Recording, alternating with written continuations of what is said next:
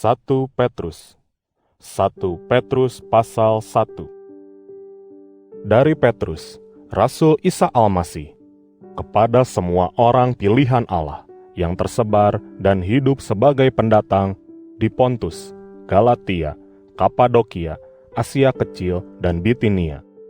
Kamu dipilih menurut rencana Allah, Sang Bapa kita, serta disucikan oleh Ruh-Nya, supaya kamu menaati perintah-perintah Isa Almasih dan memperoleh percikan darah-Nya. Anugerah dan sejahtera dari Allah melimpahi kamu. Segala puji bagi Allah, Sang Bapa dari Isa Almasih, junjungan kita yang ilahi. Karena kasih sayang-Nya yang amat besar, Ia telah membuat kita lahir kembali dengan membangkitkan Isa Almasih dari antara orang mati. Dengan demikian, kita hidup dengan pengharapan yang pasti bahwa kita akan menerima harta pusaka yang tidak akan binasa, tidak bercacat dan tidak layu. Karena harta itu tersimpan di surga bagimu. Karena kamu beriman kepadanya, Allah akan menjaga kamu dengan kuasa-Nya, sampai kamu memperoleh keselamatan yang telah siap dinyatakan pada akhir zaman. Bergembiralah karena hal itu. Meskipun sekarang ini, untuk seketika lamanya, kamu harus berduka cita karena berbagai cobaan yang kamu alami. Cobaan-cobaan itu merupakan ujian untuk membuktikan apakah imanmu murni. Bahkan emas, barang yang dapat binasa, diuji dengan api. Imanmu jauh lebih berharga daripada emas, sehingga harus diuji pula. Jika terbukti murni, kamu akan menerima pujian, kemuliaan, dan kehormatan pada waktu Isa Almasih datang kelak. Kamu mengasihi Dia, sungguh pun kamu belum pernah melihat-Nya, dan sungguh pun sekarang ini kamu tidak melihat Dia. Kamu percaya kepadanya dan bersukaria dengan kegembiraan yang mulia dan tidak terkatakan, karena kamu sudah sampai pada tujuan imanmu, yaitu keselamatan jiwamu. Keselamatan itulah yang diteliti dan diselidiki oleh para nabi. Mereka telah bernubuat mengenai anugerah yang akan dilimpahkan kepadamu. Ruh Almasih yang ada di dalam diri mereka menubuatkan tentang sengsara yang akan dirasakan oleh Almasih dan kemuliaan yang akan menyusul sesudah itu. Mereka berusaha menyelidiki kapan dan bagaimana hal itu akan terjadi.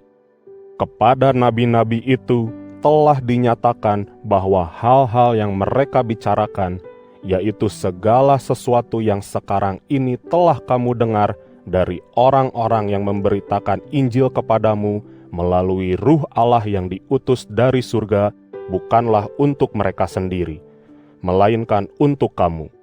Bahkan malaikat pun ingin mengetahui hal-hal itu. Oleh sebab itu, siapkanlah pikiranmu dan kendalikanlah dirimu. Taruhlah harapanmu sepenuhnya pada anugerah yang akan dilimpahkan kepadamu pada waktu Isa Almasih datang kelak.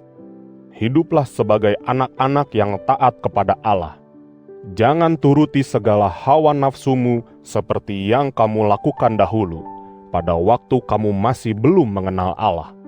Tetapi sebaliknya, sebagaimana Tuhan yang memanggil kamu itu suci, hendaklah kamu juga suci dalam segala tingkah laku dan perbuatanmu.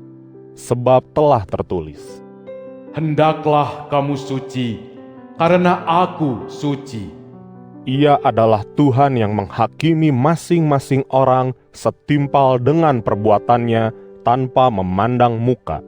Jika kamu memanggilnya Bapa, maka hendaklah kamu hidup dengan rasa takut kepadanya selama kamu masih tinggal di dunia ini. Kamu tahu bahwa kamu sudah ditebus dari kehidupanmu yang sia-sia, yang diturunkan oleh nenek moyangmu kepadamu. Ia menebus kamu bukan dengan barang-barang yang akan binasa seperti emas atau perak, melainkan dengan darah yang mahal, yaitu darah Almasih, darah Anak Domba Allah yang tidak bercela dan tidak bercacat. Ia telah dipilih terlebih dahulu sebelum alam semesta ini diciptakan, tetapi baru dinyatakan pada zaman akhir ini demi kamu. Melalui Al-Masih itu, kamu percaya kepada Allah, yang telah membangkitkan Dia dari antara orang mati, serta memberikan kepadanya kemuliaan, sehingga iman dan pengharapanmu tertuju kepada Allah. Kamu telah menyucikan dirimu karena kamu menaati kebenaran. Dengan demikian, kamu dapat mengasihi semua saudara dengan tulus ikhlas. Oleh karena itu, kasihilah seorang akan yang lain dengan sepenuh hati dan dengan sungguh-sungguh. Kamu telah lahir kembali, bukan dari benih yang dapat binasa, melainkan dari benih yang tidak dapat binasa, yaitu firman Allah yang hidup dan kekal, karena telah tertulis, Seluruh umat manusia seperti rumput, kemuliaannya seperti bunga rumput. Rumput layu dan bunganya pun luruh, tetapi firman Tuhan kekal selama-lamanya. firman itu adalah kabar baik yang diberitakan kepadamu. 1 Petrus pasal 2. Sebab itu, tanggalkanlah semua kezaliman, semua tipu daya, kemunafikan, kedengkian, dan semua fitnah. Seperti bayi yang baru lahir, hendaklah kamu selalu menginginkan air susu rohani yang murni, supaya dengan itu kamu bertumbuh sampai kamu memperoleh keselamatan. Kamu sendiri sudah merasakan bahwa Tuhan itu baik. Al-Masih adalah batu yang hidup, yang dibuang oleh manusia. Tetapi sebaliknya, Ia dipilih oleh Allah dan berharga di hadirat-Nya. Datanglah kepadanya, sehingga seperti batu-batu yang hidup, kamu pun dipakai untuk membangun sebuah rumah rohani, dan kamu menjadi imam-imam suci yang mempersembahkan kurban rohani, yaitu kurban yang berkenan kepada Allah melalui Isa Al-Masih.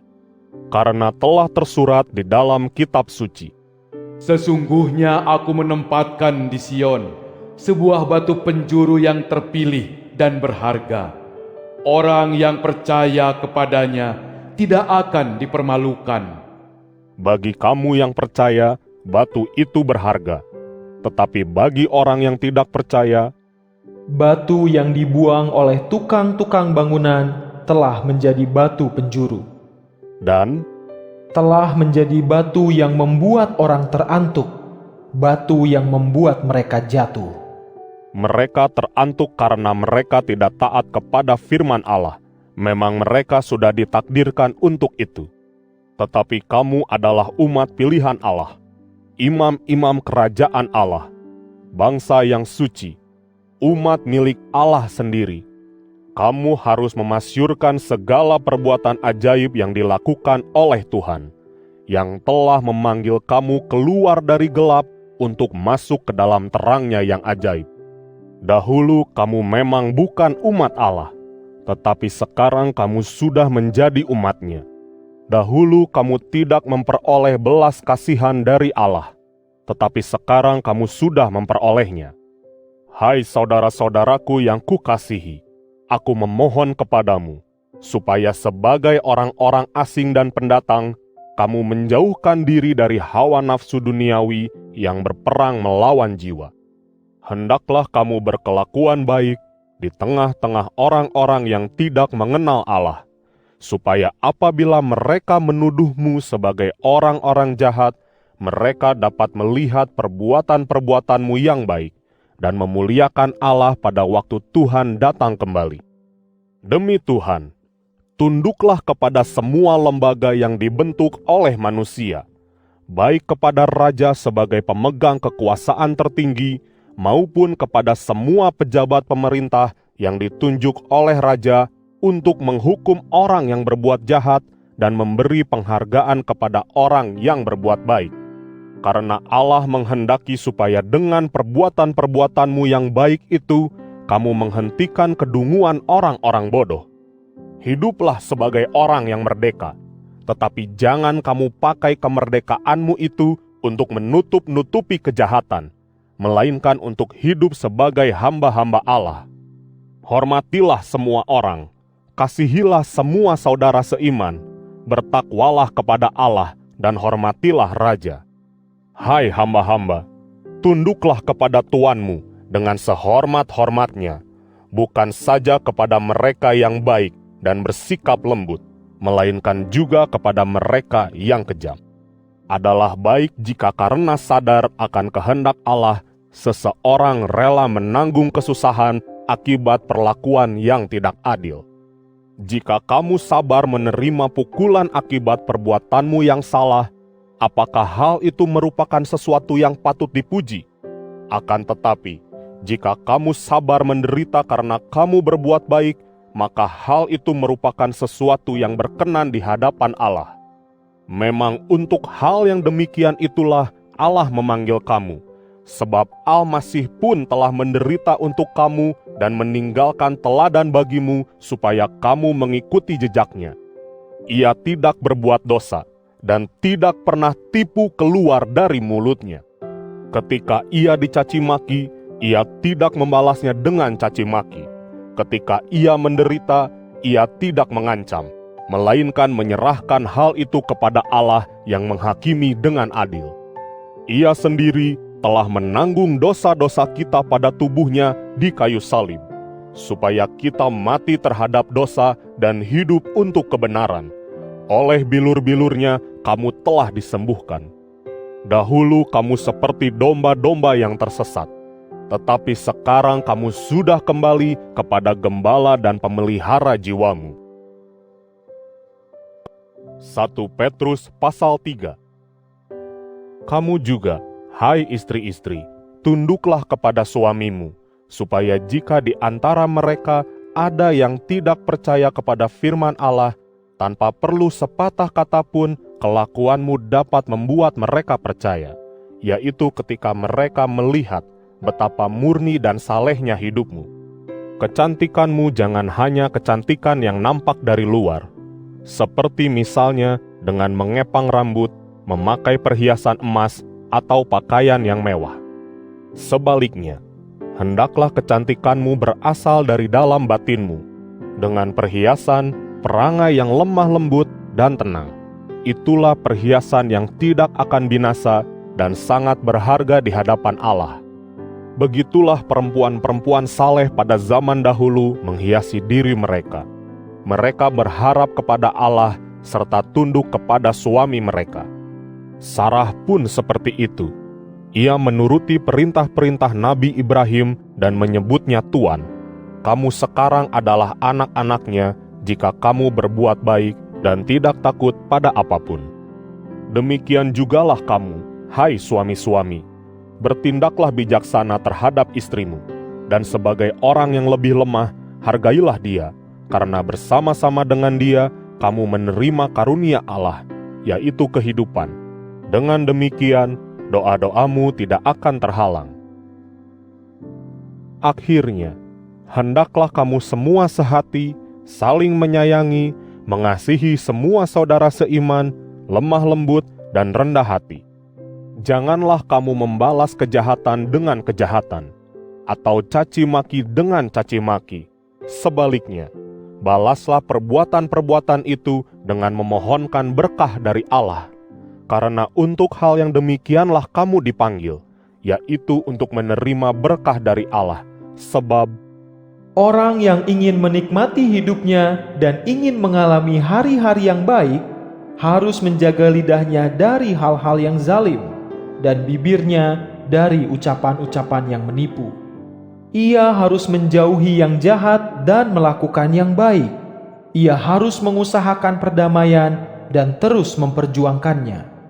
Karena mata Tuhan tertuju kepada orang-orang benar, dan telinganya mendengarkan doa-doa mereka. Tetapi wajah Tuhan menentang orang-orang yang berbuat jahat.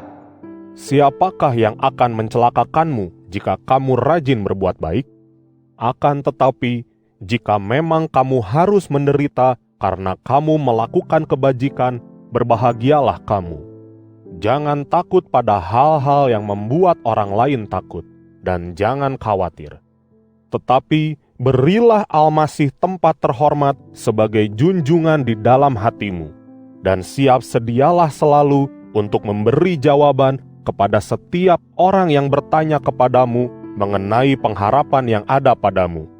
tetapi lakukanlah itu dengan lemah lembut dan sopan. Hendaklah hati nuranimu bersih, supaya apabila kamu difitnah, maka kelakuanmu yang baik dalam Al-Masih akan membuat orang yang memfitnah kamu itu menjadi malu.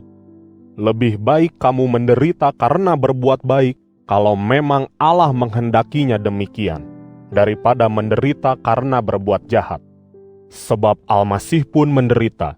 Ia yang benar mati satu kali saja demi dosa-dosa manusia yang tidak benar. Dengan cara itu, ia membawa kita kepada Allah. Ia dijatuhi hukuman mati, tetapi Allah menghidupkannya kembali dalam ruh.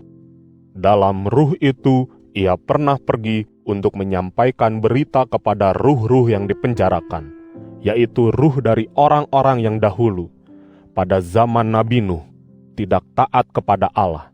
Padahal dengan sabar Allah menunggu mereka bertobat, sementara Nuh mempersiapkan bahtera. Dalam bahtera itu hanya sedikit, yaitu 8 orang saja yang diselamatkan melalui air itu.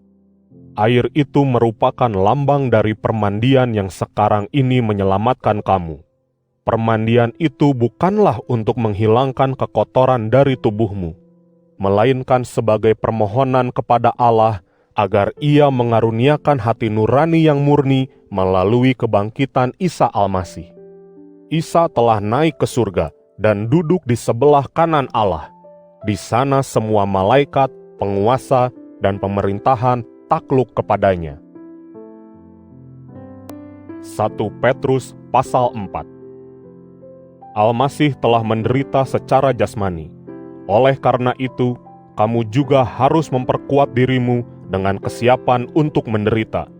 Sebab orang yang telah menderita secara jasmani telah selesai dengan dosa, sehingga ia tidak menghabiskan sisa waktunya di dunia ini untuk hidup menurut hawa nafsu duniawi, melainkan untuk hidup menurut kehendak Allah. Sudah cukup bagimu pada masa yang lalu melakukan apa yang suka dilakukan oleh orang-orang yang tidak mengenal Allah. Pada waktu itu, kamu hidup dalam percabulan, hawa nafsu, kemabukan, pesta pora. Kamu minum-minum dan menyembah berhala. Sekarang, orang-orang yang tidak mengenal Allah itu merasa heran, karena kamu tidak ikut bersama-sama dengan mereka dalam kehidupan percabulan yang melampaui batas. Oleh karena itu, mereka memfitnah kamu. Akan tetapi, kelak mereka harus memberi pertanggungjawaban kepada Tuhan. Ia sudah siap menghakimi orang yang masih hidup dan yang mati. Itulah sebabnya Injil diberitakan juga kepada orang-orang yang mati, karena sekalipun mereka harus dihukum sehubungan dengan kehidupan mereka dalam tubuh jasmaniah di dunia ini, mereka dapat hidup dalam ruh menurut kehendak Allah. Segala sesuatu sudah dekat pada kesudahannya. Oleh sebab itu, hendaklah kamu menguasai diri dan waspada, supaya kamu dapat berdoa. Di atas semua itu, hal yang paling utama ialah kasihilah sungguh-sungguh seorang akan yang lain, karena kasih menutupi banyak sekali dosa. Sambutlah seorang akan yang lain di rumah dengan tidak bersungut-sungut, sebagai penanggung jawab yang setia atas berbagai anugerah dari Allah. Hendaklah kamu masing-masing memakai karunia yang sudah kamu terima demi kepentinganmu bersama. Jika ada seorang pembicara, hendaklah ia berbicara sebagai orang yang menyampaikan kata-kata Allah. Jika ada seorang hamba, hendaklah ia mengabdi dengan kekuatan yang dianugerahkan Allah kepadanya, supaya dalam segala sesuatu Allah dimuliakan melalui Isa Al-Masih. Dialah yang mulia dan berkuasa untuk selama-lamanya. Amin. Saudara-saudaraku yang kukasihi, jangan heran akan siksaan yang menimpamu sebagai ujian, seolah-olah sesuatu yang luar biasa telah terjadi atas dirimu. Sebaliknya, berbahagialah karena kamu dapat turut ambil bagian dalam kesengsaraan Al-Masih.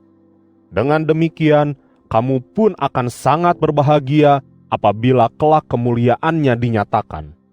Berbahagialah kamu jikalau kamu dicela karena nama Al-Masih, sebab ruh kemuliaan, yaitu ruh Allah, diam di dalam kamu.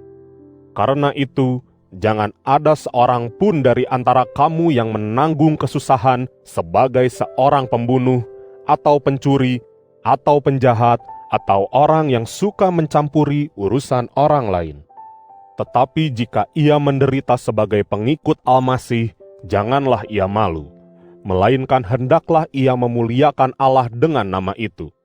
Karena sudah sampai waktunya penghakiman dimulai, dan yang pertama-tama dihakimi adalah umat Allah sendiri. Jika penghakiman itu dimulai dengan kita, bagaimanakah kesudahan dari orang-orang yang mendurhakai Injil Allah? Jika orang benar saja sangat sukar memperoleh keselamatan, apa pula yang akan terjadi dengan orang-orang fasik dan orang-orang berdosa? Sebab itu, hendaklah orang-orang yang mengalami kesusahan karena kehendak Allah terus berbuat baik dan menyerahkan jiwa mereka kepada Al-Khalik yang setia. 1 Petrus pasal 5. Sekarang, kepada para pengurus jemaah yang ada di antara kamu, aku memberi nasihat. Aku sebagai orang yang juga mengurus jemaah, yang menyaksikan semua kesengsaraan Al-Masih, dan yang sama-sama memperoleh bagian dalam kemuliaan yang akan dinyatakan. Bimbinglah jemaah umat Allah yang ada di bawah tanggung jawabmu. Jangan karena terpaksa, melainkan dengan ikhlas, sesuai dengan kehendak Allah. Jangan karena kamu hendak mencari keuntungan, melainkan karena kamu senang melakukannya. Janganlah bertindak seperti tuan yang berkuasa atas orang-orang yang ada di bawah tanggung jawabmu, tetapi jadilah teladan bagi jemaah itu. Apabila pembimbing agung itu menampakkan dirinya kelak, maka kamu akan memperoleh mahkota kemuliaan yang tidak fana. Demikian jugalah kamu, hai orang-orang muda, tunduklah kepada mereka yang tua. Hendaklah dengan rendah hati kamu semua menghambakan dirimu satu terhadap yang lain, karena Allah melawan orang yang sombong, tetapi orang yang rendah hati diberinya anugerah. sebab itu rendahkanlah dirimu di bawah tangan Allah yang Maha Kuat, supaya kamu ditinggikannya pada waktunya. Serahkanlah semua kekhawatiranmu kepadanya, karena Ia peduli terhadap kamu. Sadarlah selalu dan berjaga-jagalah, karena si iblis lawanmu itu sama seperti singa yang mengaum dan berjalan keliling mencari mangsa untuk ditelan. Lawanlah dia dengan iman yang teguh, sebab kamu tahu bahwa saudara-saudaramu di seluruh dunia pun mengalami kesusahan yang sama. Allah sumber segala anugerah yang dalam Al-Masih telah memanggil kamu untuk masuk ke dalam kemuliaannya yang kekal, akan menyempurnakan, meneguhkan, menguatkan, dan mengokohkan kamu setelah seketika lamanya kamu mengalami kesusahan. Dialah yang memiliki kuasa sampai selama-lamanya. Amin. Dengan pertolongan Silwanus, saudara kita yang menurut anggapanku dapat dipercaya, aku menuliskan surat yang ringkas ini kepadamu. Tujuannya adalah untuk menguatkan dan menegaskan bahwa apa yang dituliskan adalah anugerah Allah yang benar. Jadi, tetaplah tinggal di dalamnya. Saudara kita yang berada di Babel, yang juga terpilih, sama seperti kamu, mengirim salam kepadamu. Salam juga dari Markus, anakku. Berilah salam seorang akan yang lain dengan cium yang suci. Sejahtera menyertai kamu semua yang ada di dalam Al-Masih.